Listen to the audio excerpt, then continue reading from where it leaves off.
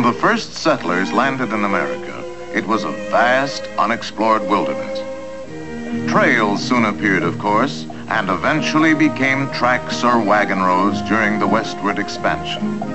And these finally developed into a system of highways with the coming of the automobile in the 20th century. But in just the past few decades, a new kind of road has begun to spread across the nation.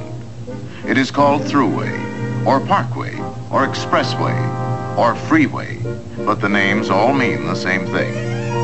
We shall call it freeway, but whatever the name, it is now a part of our way of life. Freeways are already proving invaluable, particularly around large population centers.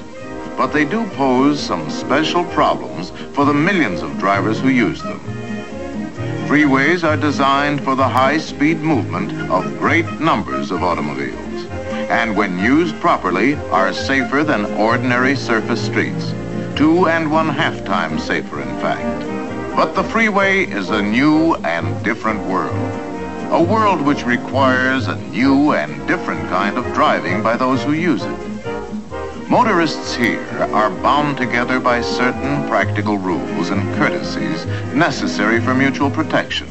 And any individual who does not or will not recognize this is a menace to everyone. However, such drivers can usually be separated into certain types, which can be illustrated by a few rather extreme examples. This specimen we shall call Driverius timidicus, the timid driver, a shy and retiring fellow. Usually overcautious, he can be a definite menace because he does not adjust to freeway driving demands. For an example, observe the way he enters a freeway on which the traffic is heavy but moving well. Mr. T proceeds carefully along the entrance ramp, which of course he should do. Now he tries to keep one eye on the car ahead of him, and the other on his rear view mirror to look for oncoming traffic.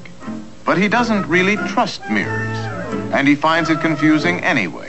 So he slows down as he would at an ordinary street intersection and takes a good look.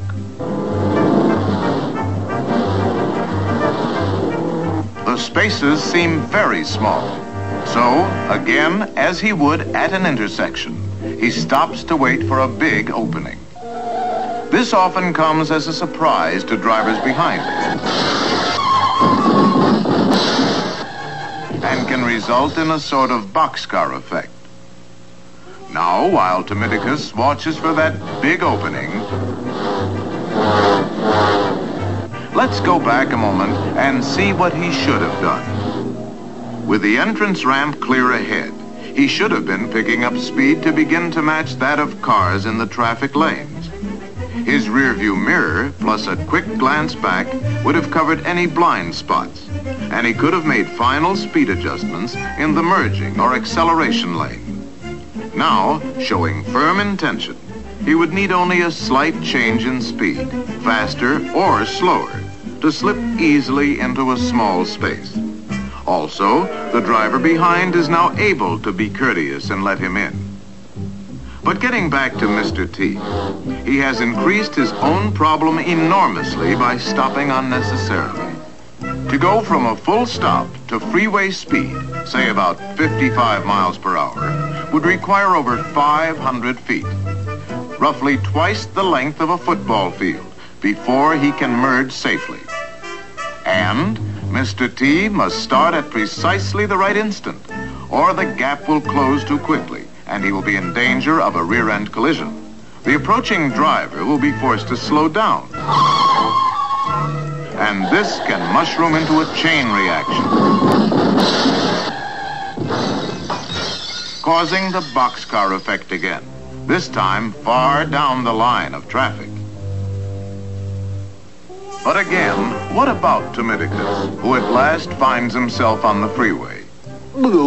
High speed makes him nervous and apprehensive, so he drives slowly. If he keeps to the right and doesn't go too slow, this causes little real trouble. But all too often, he strays into the fast traffic lanes. Mr. T, convinced that people shouldn't drive so fast anyway, believes he is driving safely and has no idea that he may be creating a problem. But now, drivers behind him are forced to slow down quickly to avoid a collision, or rapidly change lanes, which causes others to slow down.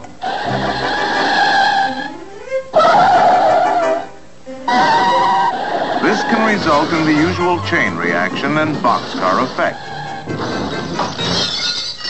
And innocent drivers often pay because Mr. T does not adjust to the freeway.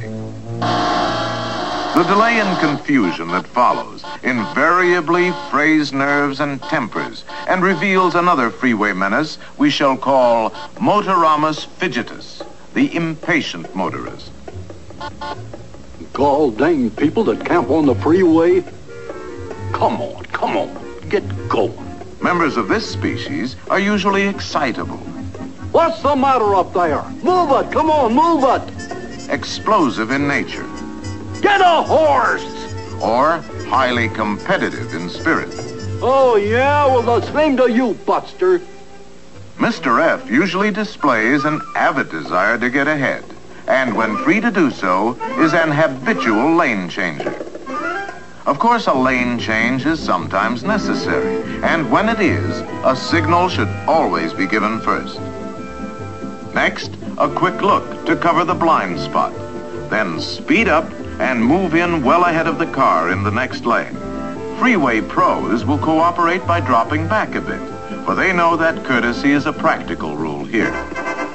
But Fidgetus, in his impatience, will cut sharply in front of other drivers, forcing them to use their brakes. The same chain reaction often results. And Mr. F's progress can sometimes be measured by the path of destruction he leaves behind. But Mr. F occasionally finds himself unable to pass the car ahead. And now, in irate frustration, he is apt to move up bumper to bumper, regardless of the speed. Come on, get going, get out of my way. Unfortunately, Mr. F doesn't realize he's driving a potential engine of destruction more powerful than the largest battering ram ever to breach a castle wall. To explain, let us pause a moment, return him to his car, and see some freeway facts of life. Let's say Mr. F is traveling 60 miles per hour. A figure equal to about half the number of miles per hour added to that number gives the speed in feet per second. Thus, at 60 miles per hour, 90 feet is approximately the distance Mr. F's car travels in just 1 second. On a football field, it would move about 30 yards every second and go from goal line to goal line in just over 3 seconds.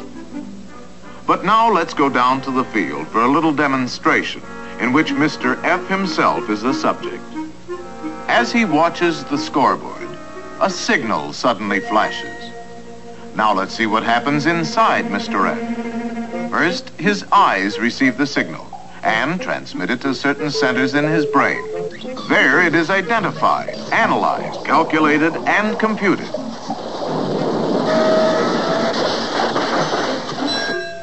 And an action decision may be handed down.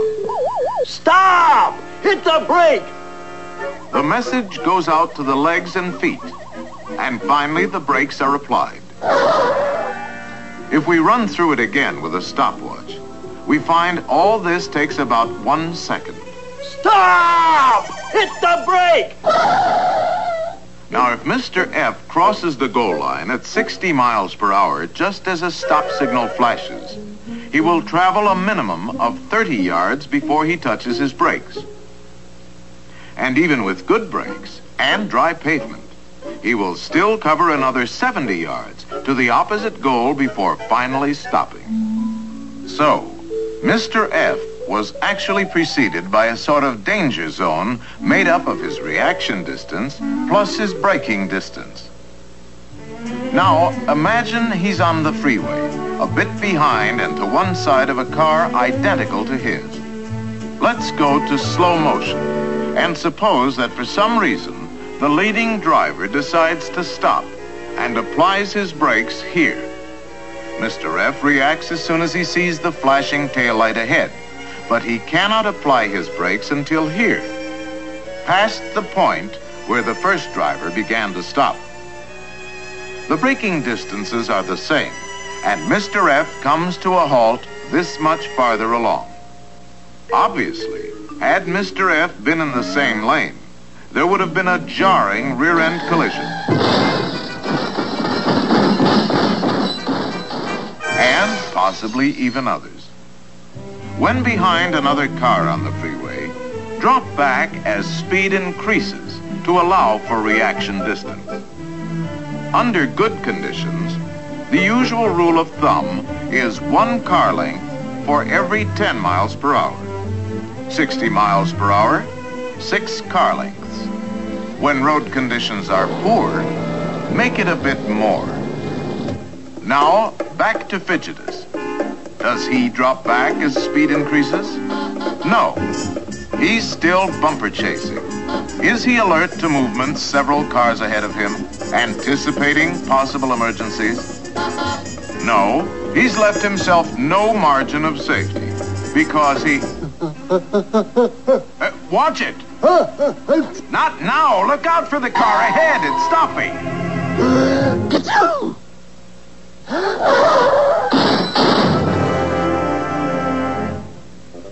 Even if the impact speed is down to 30 miles per hour, the result for Mr. F could be like driving off the roof of a 3-story building.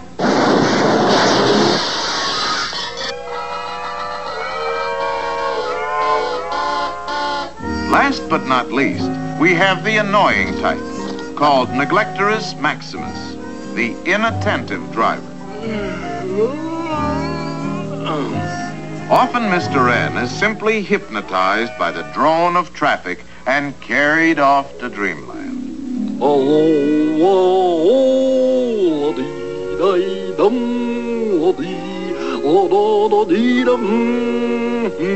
Then again, he may suddenly decide that the freeway is an ideal place to study his maps.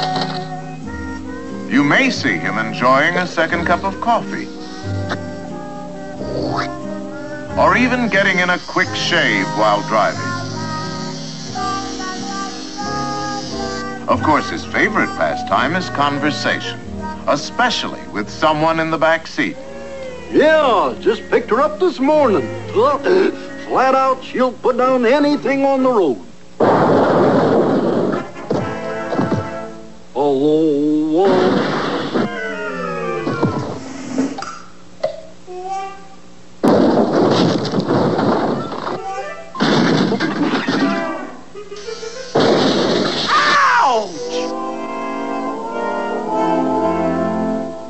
Neglectorus can be a problem to others, even when not directly involved, because he's usually a rubbernecker.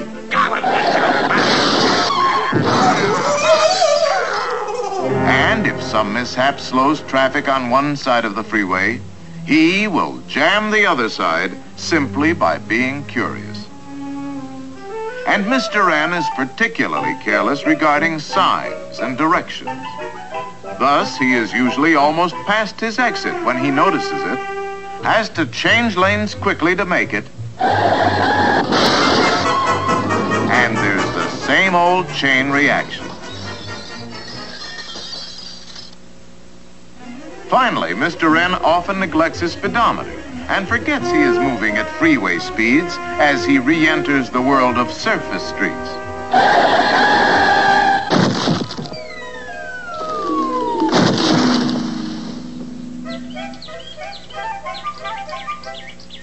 Oh, hush up! So, on the freeway, watch out for the driver types we have called Neglectorus, Fidgetus, and Timidicus. From time to time, you're bound to see one of these characters, and when you do, avoid them if you can. Yeah, and just make sure you never become one.